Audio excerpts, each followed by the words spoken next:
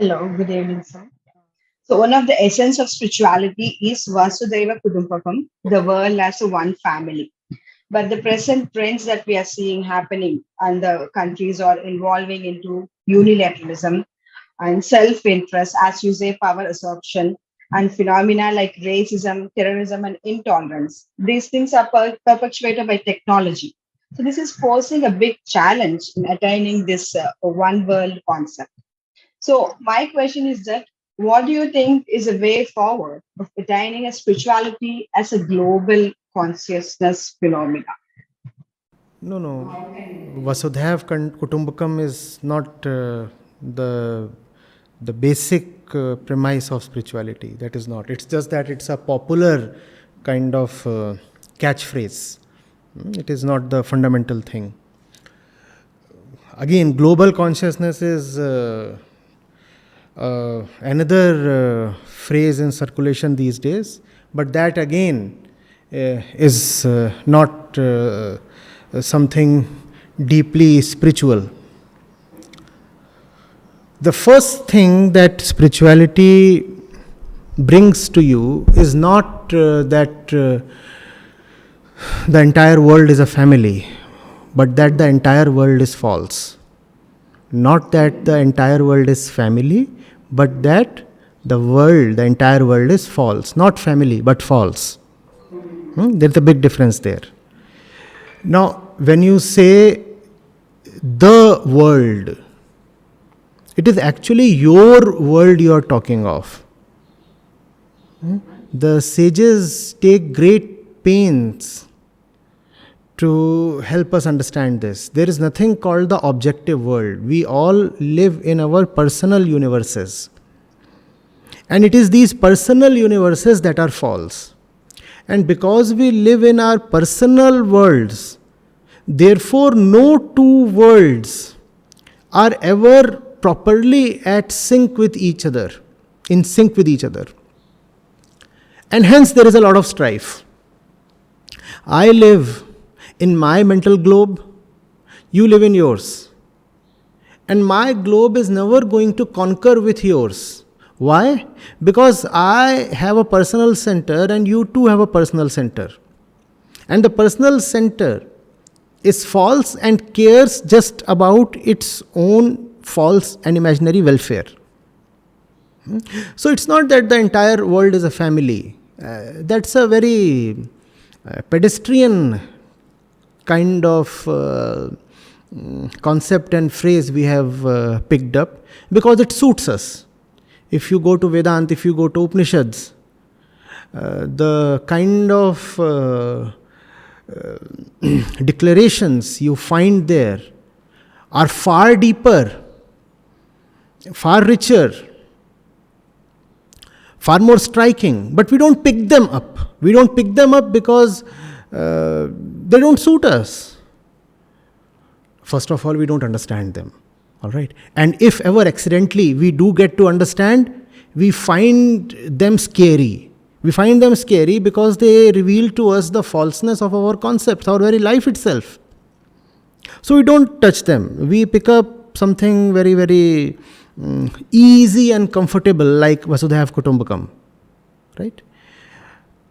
The oneness of the globe will remain a mere pipe dream as long as the more fundamental spiritual question is not answered. The fundamental question is, who am I? And as you go into it, you discover that most of that which you consider as yourself is a mere phantom.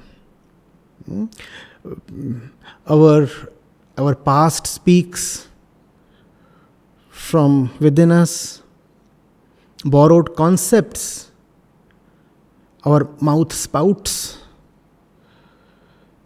environmental influences get absorbed within and then start speaking as I.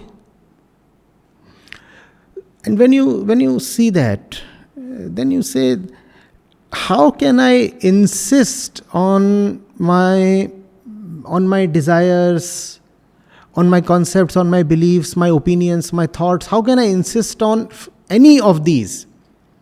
And that's when the Vedantic process of neti neti begins. You start dropping. You say, it's not worth it. It's not worth it carrying the false into the future. What's the point energetically plunging into something when I do not know who I am and what that thing is? So there comes a pause. And with that pause, there is clarity. And then in that clarity, there is renewed, fresh, and life-giving action. So, you see, are we happy even with the little personal families that we have? What happens in our families? What happens in our houses? Let's get real. If we are not happy in a family of 5, why do we want to extend the same unhappiness to the entire globe by talking of stuff like Vasudhaiva Kutumbakam? The man and the woman are all the time at each other's throat, breaking each other's head. You cannot have peace even in your kutumb of 2. Why do you want to have a global kutumb? But it sounds so nice. And then from high platforms and very respectable fora, such things are uttered. And they are totally meaningless. Mean nothing at all. Why? Because we have never had the time to really go into spirituality. And as was said by our respectable friend in the opening address, Advaita Vedanta is at the core of all religious streams. We have never had the time to study Vedanta. So the little exposure to spirituality that we have is by way of popular culture. Somebody taught us some verse from Saint Kabir. Somebody came to us and, we accidentally heard something from the Ramcharitmanas. Upanishads, obviously they are in Sanskrit. So we not even accidentally got to hear them. So, and that's where we stand, you see. In the name of spirituality, all we do is pay lip service. You go to university functions. Before they start doing what they want to, they have something called the Saraswati Vandana and lamp lighting and such stuff. And whenever I am on such a stage, let me put it clearly, I cringe. Do we even know what we are doing? But we use Sanskrit and cultural motifs to just lend respectability to whatever we are doing, without understanding even 1% of what Vedanta is about. I request that let's please initiate a course on Vedanta. Let's have a compilation of the richest, the juiciest verses, and at least some students will benefit. At least the faculty members will benefit. So, yeah. I have much to say. It's just that I'm blocked by the context and the paucity of time. Yes, sir, I understand. But I also have one thing. Without we feeling oneness, how can we gonna face the global challenges that we are facing today? But you do not know the one you are. How will you feel oneness with the one that the other is? So spirituality, what is the scope of spirituality in this case? First of all, know the one you are. Oneness with the other is a far-fetched thing. I do not know who I am. How will I find my brother? Tell me, please. You want to have universal brotherhood. You do not know your own name. How will you identify your brother? So it means like each individual has to search for themselves. Then we have to find. Obviously. The moment you search for yourself, you find all that which keeps you divided and distinct from the other. You not only find that, but you also find that it is false. And with that discovery, oneness is established on its own. You do not have to search or strive for it. Oneness is not an accomplishment in the outer direction. Oneness is a discovery within. You have to look into yourself. You cannot, remaining deluded and torn within, you cannot go to your neighbor's house and hug him and say, now the two of us are one. That will be meaningless, no? So, yes. In that case, like the pandemic has forced us to go in the economic slump as it has created. In that case, many of the people, at least in India, we can see that poverty has made them to address the basic needs, the daily needs. In that case, where is the scope for them to go and search for themselves inside when they are so pulled by the economic pressures outside? So, in that case, like, how can we look forward? That's again not something entirely true. Please understand. Some of the greatest saints we have had came from very impoverished backgrounds. So it's not as if the person is poor, he cannot have an internal dimension. In fact, I face it daily these days, that it is probably equally difficult to turn inwards when you are affluent. Why? Because now there is so much at stake. When you go inwards, what you discover is that all this that you have collected is not of much use. Rather, it has been quite a lot about your life and time and effort gone waste.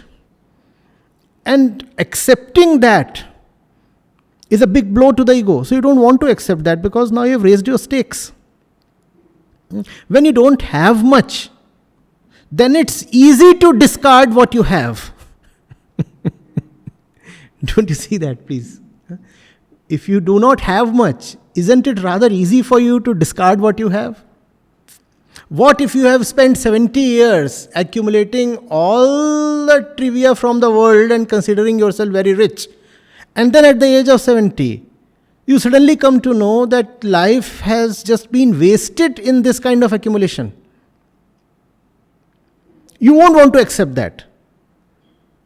That's the reason, whether you are talking of Saint Dadu Dayal, Saint Garib Das, obviously the greatly venerated Saint Kabir and Saint Raidas, do you think they came from rich backgrounds? In fact, the truth is opposite. Those who came from rich backgrounds actually gave up what they had to go to the jungle. We are talking of Siddhartha Gautam and Vardhaman Mahavir here. So, it's not that first of all you need to be full and then you can pursue spirituality. Please remember, man is never going to be full. And if you keep waiting for that day, you will keep waiting. So start from where you are. If you keep saying when the conditions are ripe, then I'll venture inwards, rest assured, the conditions will never be ripe. And the last day will come.